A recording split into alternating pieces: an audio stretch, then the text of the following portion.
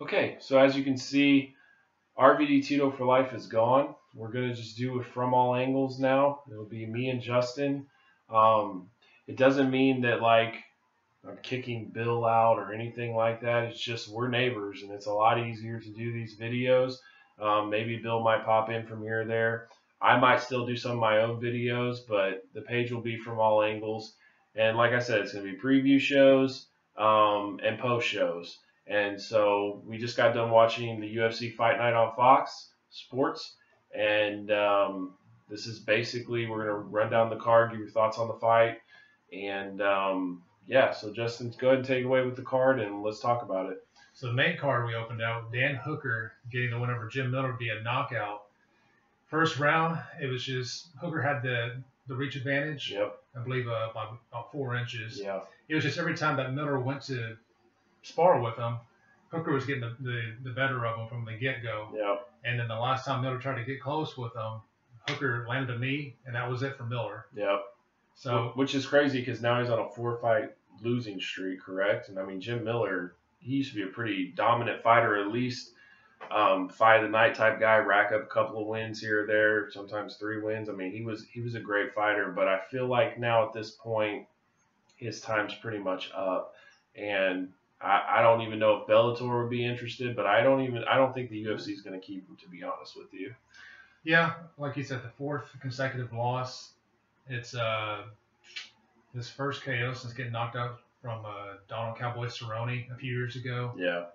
And then when you look at Hooker, a guy who's actually won 3 straight now, who may be breaking into the rankings. Right. I think he was falling just short of the top 15 on UFC rankings at least. You know what's crazy too? Like in the new UFC, like I remember back in the day when a guy won 3 straight. I mean, that's guaranteed title shot. Because first of all, the division wasn't that full. Right. And if you won 3 in a row, like you were the guy. I mean, now there's guys having 7, 8 fight, 10 fight win streaks and just barely getting title shots. It's a whole new game with the amount of events and the huge roster that they have now. What, 500 fighters on the roster now? Yep. Versus what you had 100, 150 back in the day, maybe. Yep. Something like that. It's crazy. So yeah, from there, I think. I don't know if they'll cut Jim. Wouldn't be surprised. I wouldn't either. But I mean, he's past the height. I think where his career is going to be at this point. And Bellator would be a good fit for him. And that's kind of a bad thing for Bellator. That's kind of like guys who are just past their prime. Okay, let's send them to Bellator. Yeah. But that just kind of is what they built that company to be, for right now at least. I agree. And then going over to the next fight being Aljamain Sterling, getting the win over Britt Johns via unanimous decision. Johns is actually his first loss of his career. He was 15-0 starting out until tonight. You know, Aljamain's had a lot of hype behind him. Yep. And he was coming off a loss himself. Yep. So it's a nice rebound win for him to actually come back. And now after the fight, he's called out Dominic Cruz. But it seems like, as we saw, people are either wanting, if they're not calling out for a title shot, they're calling out for some top-name fighter. They're wanting the big money fight. That's what everyone's doing now when they get on the mic, which is good, and versus just, whoever the bosses want to give me. At least they're saying something different. Agreed. But you're hearing the same thing repetitively. Well, I would like for them to call out somebody that is like, okay, if you're the 8th ranked fighter, then call out the 6th ranked fighter, the 5th ranked fighter. Don't call out the number 1 fighter. It just doesn't make sense. And Dominic Cruz, he only has so many fights left in him. He's going to make sure that those fights mean something. He's not going to take a fight with him. So you're just wasting your time. One thing, too, is, I mean, Aljamain got knocked out bad by Marlon Moraes. And honestly, like, for him to be able to come back and have that dominant of a performance, it's a good thing for him. It gives him momentum, and I know he's feeling great about himself. But at the end of the day, like, you beat, what was that guy ranked, like 14th or something? You beat a 14th ranked fighter, and all of a sudden you're calling out one of the maybe top three fighters in the division. Like, right. It just doesn't make sense. So, well, when you're fighting a guy like Dominic, especially, I mean, that's a title eliminator fight at that point. 100%. So you're not going to bounce back, like you said, beat the number 14 guy, and then beat Dominic, and then get a shot at the title. 100%. You really have to go on runs now to really get that shot. Agreed. So, moving on, we had David Branch defeating Thiago Santos via TKO in the first round. And David Branch, coming from World Series of Fighting, it's actually his 3rd fight back in the UFC. Mm-hmm. He got a win when he came back in. Then he's actually coming off the loss to Luke Rockhold. Yep. And now this is actually, he's not only getting that win, and he's already ranked number 8th middleweight in the division. Yep. He's breaking Thiago Santos's 4-fight winning streak that he had. Yep. So when I was looking at it myself, I was thinking probably logically in that division, Derek Brunson Yep. will be next up. When you already have Jacare and Gastelum locked up next month at 214 Yep. or 224, Yep. and then you have Whitaker and Romero in the rematch for the title as well. Yep. Weidman's out, getting another surgery. Yep. So really, Brunson's, to me, as far as rankings, that's 7 and 8 right there. And that's what I like about the rankings is you can find ways to make matchups because of rankings. Like I know a lot of people complain about it, but it works. Like you go, who's the 8th best guy? Who's the 7th best guy? Okay, let's match them up. Like the main event tonight, it was 5 versus 6. Like that's what you want to see. I think even Cub and Frankie was 3 and 4. Yeah. So it makes sense and it's an easy path to follow. And what I hate with these money fights is we just throw rankings completely out the window.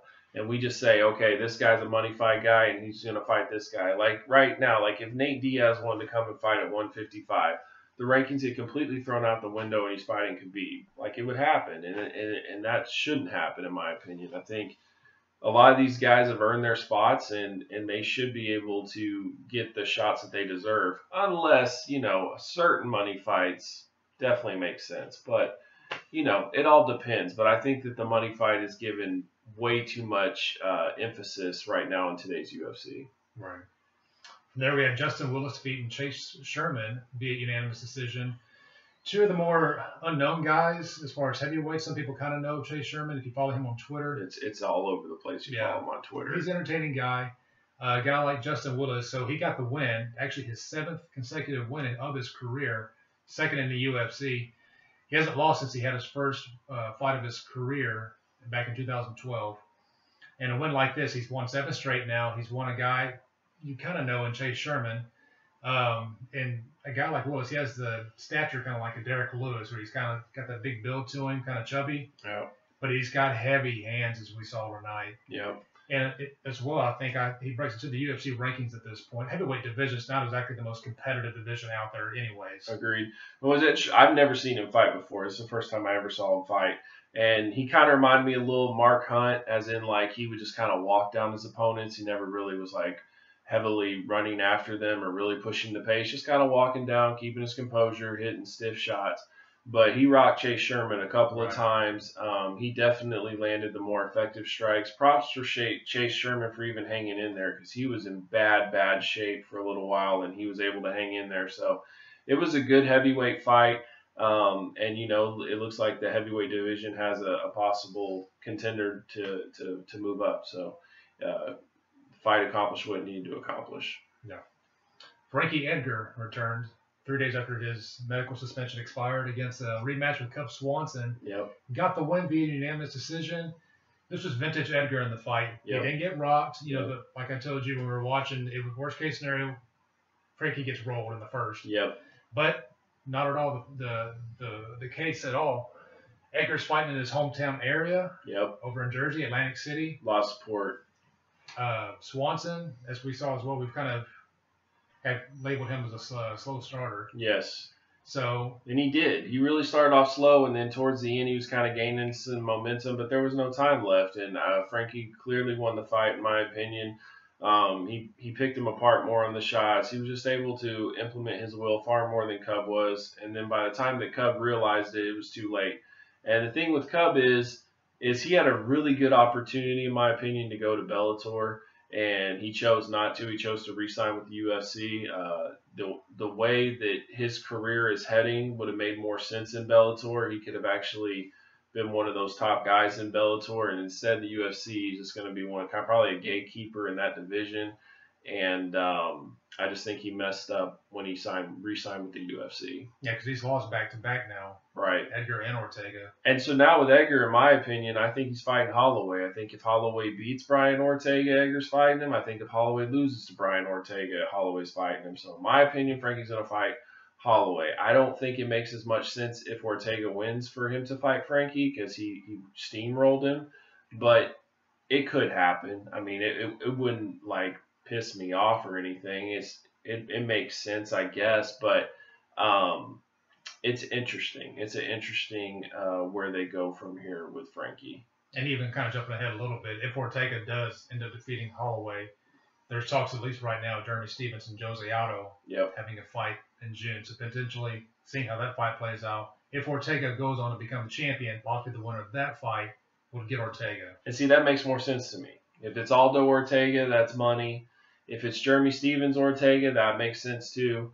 And to me, with Frankie, it's not so much. So, like I said, if Holloway wins, it makes sense for Frankie to get that shot. If he doesn't win, then I don't think it makes sense for him to face Ortega, and that was probably where you would lean toward the winner of Jose Aldo and Jeremy Stevens. Or if you don't get that fight done, you pick one of them to fight Ortega. Main event, we had Kevin Lee defeating Edson Barboza via TKO doctor stoppage in the 4th round, where at that point both of Barboza's eyes were basically closed shut. You had Lee just almost like Khabib style, Yep. just wrestling down Barboza and just vicious ground and pound every time he had him down. He had full mount a few times as well. He couldn't finish him. Barboza was really a lot of elbows. He was trying to stick it in there. He cut him at one point. His eye was starting to bleed at one point as well. So this is the first time Barboza suffered back-to-back losses in his career. And as they're talking to Lee in the post-fight interview, he's wanting to call out Khabib, just like we referenced earlier, that you have these guys who are in that top 10, maybe even top 5, wanting to call out the champion consistently, if not a big money fight. And you have Lee here calling out Khabib. And you just had Dustin Poirier call out Khabib. Right. So they're like right there within each other. And if McGregor comes back, you know what's going to happen there. It doesn't matter about rankings. Conor gets the fight. And so it's like, what do you do? Well, here's my thing is I'm a big Kevin Lee fan. I think that he has a lot of potential. He was hurt from that kick. Kick. He looked like he was breakdancing. And luckily he got in there, got that takedown. And I was impressed by that. He showed great composure. And another thing I feel like that the difference between the Khabib fight and the Kevin Lee fight is Kevin Lee was much more willing to stand with Barboza. He was landing some stiff jabs, some hooks, things like that. But man, he was taking some serious chances standing with Barboza, because Barboza, even when he is basically a dead man walking, he can still deliver a hell of a kick. As we saw. And, it was impressive. Barboza showed a lot of heart. One thing I noticed, too, is every time that he got up, he was kind of like jogged to the stool just to show that he's okay. And it's like, dude, you're like, your whole face is swollen and everything. And I think what really got him to stoppage, though, was when Kevin Lee busted open the eye.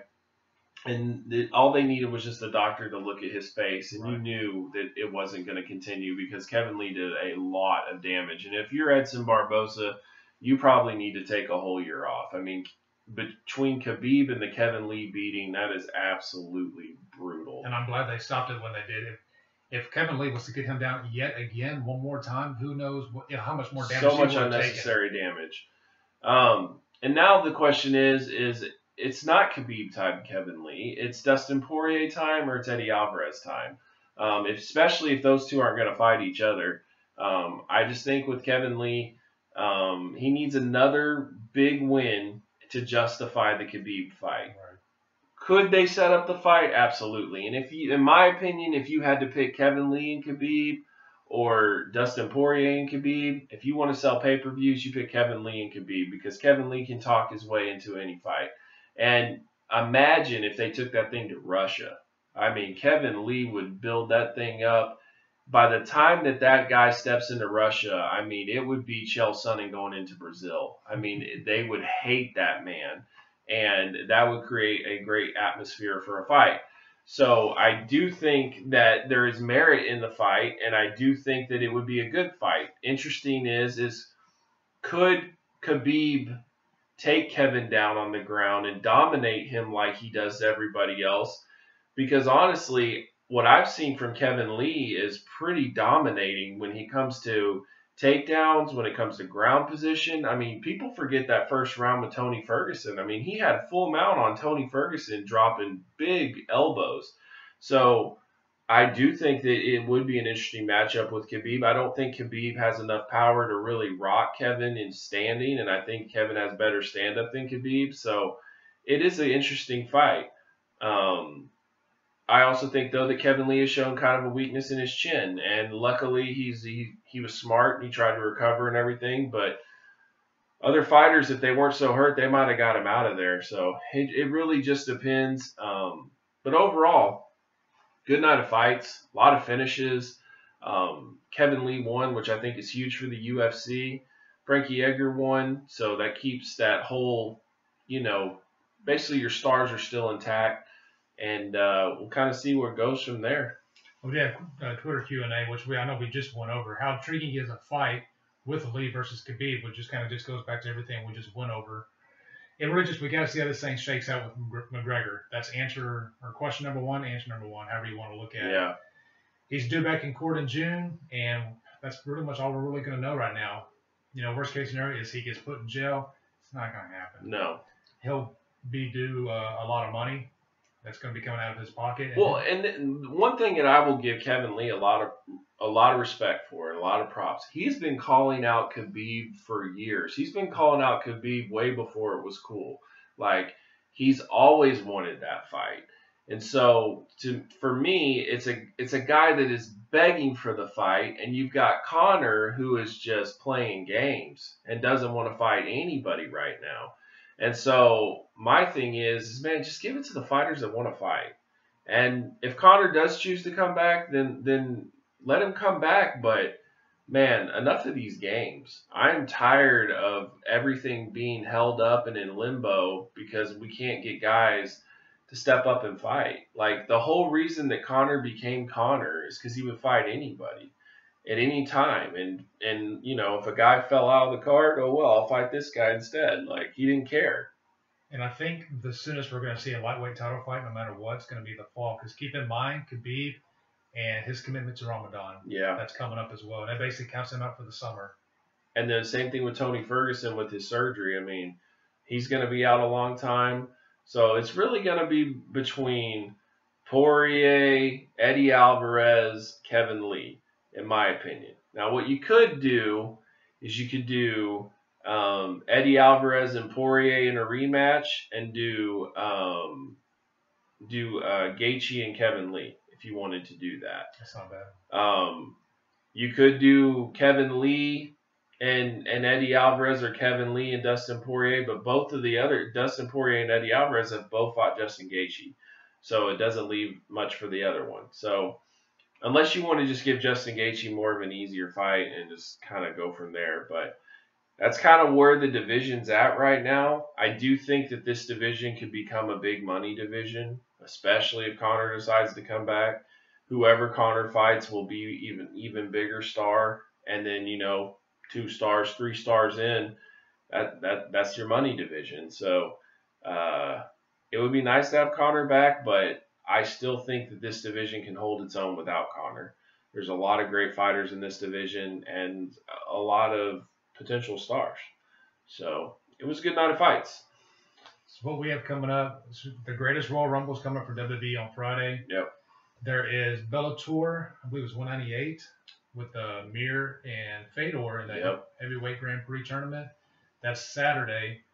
For UFC, I believe is 224 the next event for them? Yeah. It's the next event. Yep. So we're gonna try to do something next week in it. There's the greatest Royal Rumble also, and then the NFL draft, which I'm going to be heavily involved. So I don't know how much I'll be here for the post show stuff, but we'll at least do a preview show. Yeah. We should do the full weekly video Wednesday at least. Yep. And we'll just kind of go from there, see if we can do something extra next weekend. And that should be it. So until then, we'll catch you guys later.